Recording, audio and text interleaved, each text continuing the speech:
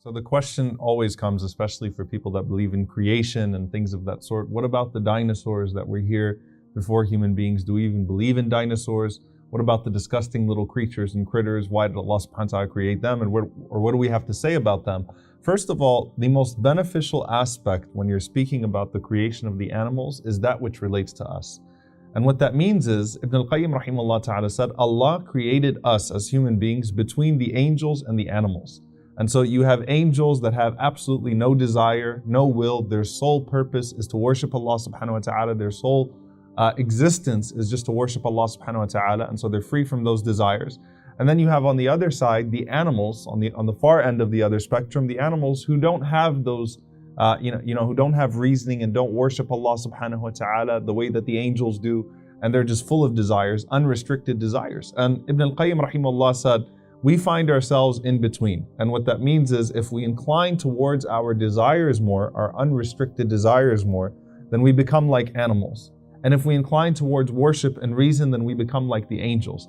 And in fact, as human beings, we have the potential to be better than the angels, as we'll talk about, when we choose to worship Allah subhanahu wa ta'ala and when we choose to use our reason and our intellect in a way that pleases Allah subhanahu wa ta'ala. And we have the potential to be worse than animals, because the animals are not held accountable because of the missing reasoning and things of that sort. And so it's important for us to find ourselves in that spectrum. Where do we fall? Do we fall towards the soul that is at peace, the nafs that is at peace, the nafs al-mutma'inna, or a nafs al-bahima, the animal-like self, which is just territorial, desires intimacy and food and drink and so on and so forth. Now, when we talk about the chronological order of creation, Islam actually does clearly say that animals were created before human beings. This is established in authentic ahadith that the Prophet ﷺ said that Adam alayhi salam was the last of Allah subhanahu wa ta'ala's creation. And we'll talk about that inshallah ta'ala going forward.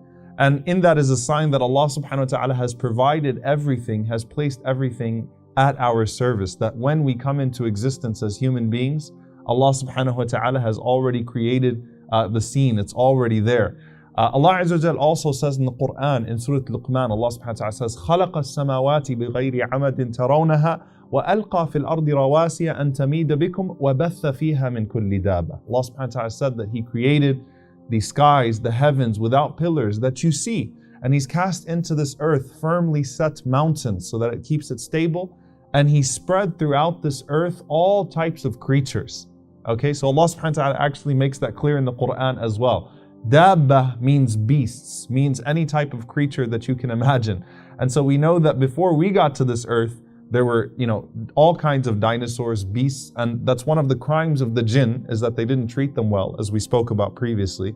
And you had roaches as well, and some of those disgusting little critters that existed. Actually, even before the dinosaurs, scientifically, they think that roaches existed millions of years before the dinosaurs.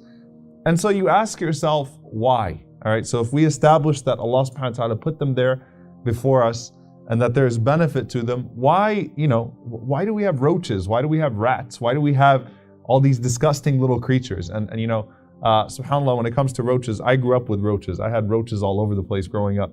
I remember there were times that I wouldn't actually go to the kitchen because I knew that there were going to be roaches there after 10 o'clock. That was their time and they took over. So especially with roaches, I guess this was a theological crisis for me. Why are there roaches in the world? Now the simple answer to that is that Allah made all of these animals as a form of rizq for you, as a form of sustenance for you. And He made them a form of sustenance for each other. And He made the insects sustenance for them. Okay, so you find that when a bird is alive, and subhanAllah, things change, circumstances change. When a bird is alive, it feasts on ants, it eats ants. When the bird dies, the ants eat the bird, right? So these animals and these creatures are sustenance for one another, they're rizq for one another, and Allah subhanahu wa ta'ala has it in perfect balance. And there are things that are even beyond our understanding. So when it comes to the roaches, their most powerful role in the ecosystem, of course, is decomposing. And we don't really see that, but they pick up dirt. There would be a lot more dirt in the world without them. They eat rotten foods and they eat decaying material. And through their waste, it's put back into the soil and it's made beneficial and bacteria is cleared and so on and so forth. Meaning, subhanAllah, that even those things that to us are simple, are nuisances, there is a purpose. They play a greater role in this balance that Allah subhanahu wa ta'ala has created. Al-Mizan, the way that He's made everything just and balanced in His creation. There is a role for everything. Allah subhanahu wa ta'ala didn't create a single insect, a single animal without purpose. And subhanAllah, we find that the animals actually see things that we are incapable of seeing. And we spoke about this when we talked about the limitations of human beings and things of that sort. But you'll find, the color spectrum even, that there are some animals that subhanAllah, it's not even the distance of sight. When they look at something, our color spectrum is far more limited than them, meaning they're able to see light and they're able to see different colors that we wouldn't even know existed, even though they'd be looking at the same surface.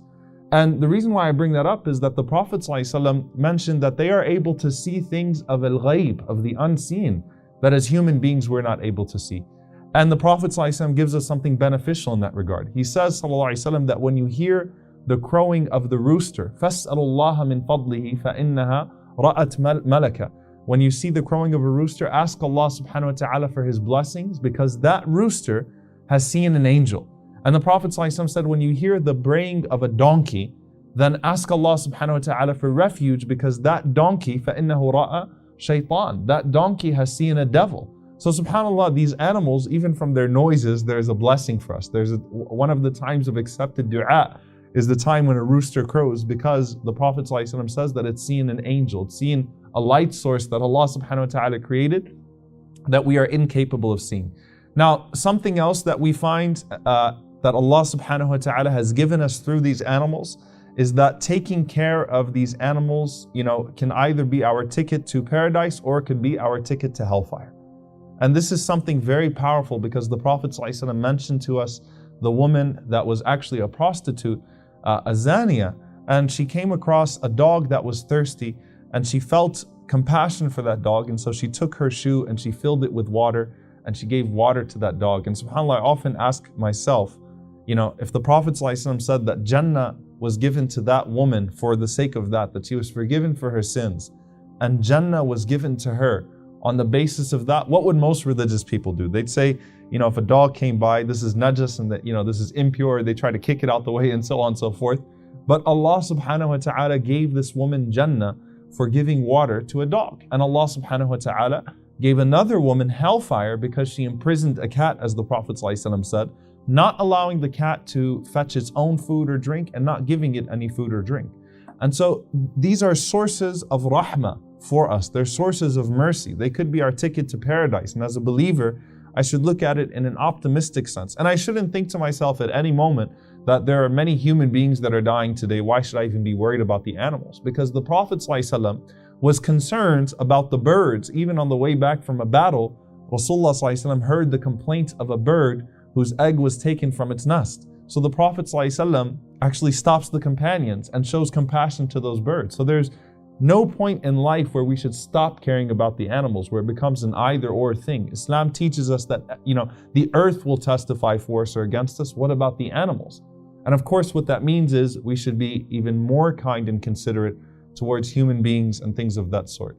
Now, there are certain interesting facts that the Messenger ﷺ mentioned to us as well about taking care of certain animals and the effect that it has on our personalities.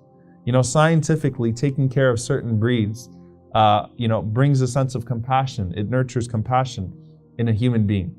Cat owners tend to be more sensitive and compassionate, and that's why you find Abu Hurairah radiallahu ta'ala anhu, the sweet personality, maybe that had something to do with it, the way that he was with cats. And the Prophet ﷺ told us about the different types of animal breeders and the personality traits that they might develop. So he said ﷺ that there will come a time when the best property of a man will actually be his sheep. And what he's talking about ﷺ is in the time of fitan, of great tribulation, that the safest person is the one who can take his sheep, just take some sheep with him and go to a place where he's free from all of that corruption and all of that tribulation. So it's actually a form of rizq for him particularly, it's a form of sustenance for him particularly in a time of fitna. And he said ﷺ that you tend to find pride and arrogance amongst the owners of horses and camels. So he said those Bedouins that are busy with the camels and the horses, they don't have time for their deen, they don't have time for their religion. While he said that humility and gentleness are the characteristics of Ahlul Ghanam, the people that own sheep, the shepherds of sheep. And the Prophet ﷺ, of course, told us that all of the prophets at one point in time were shepherds. Rasulullah ﷺ, his first career was as a shepherd. Now, the last thing that we take here, and I get asked this question all the time about animals, is can I have my pet in Jannah? Can I have animals in Jannah? Or is it that we just go to Jannah and there are no more animals? Because some people develop a great sense of attachment to animals. Now, obviously, they are free from, from accountability, eternal accountability. So they don't have Jannah and Nar, paradise and hellfire, in that sense. However, Abu Ayyub al-Ansari radiallahu anhu, he narrates that a Bedouin came to the Messenger sallallahu alaihi wasallam and he said, Ya Rasulullah, O Messenger of Allah, I love horses. Will I get to have horses in Jannah? I love horses. Do I get horses in Jannah? And the Prophet ﷺ said, if you are admitted into Jannah, utita bi farasin min yaquta, you'll be given a horse of rubies. And that horse would be brought to you with 2 wings, and it will carry you wherever you want it to carry you. So yes, you can have animals in Jannah as well if you love them that much.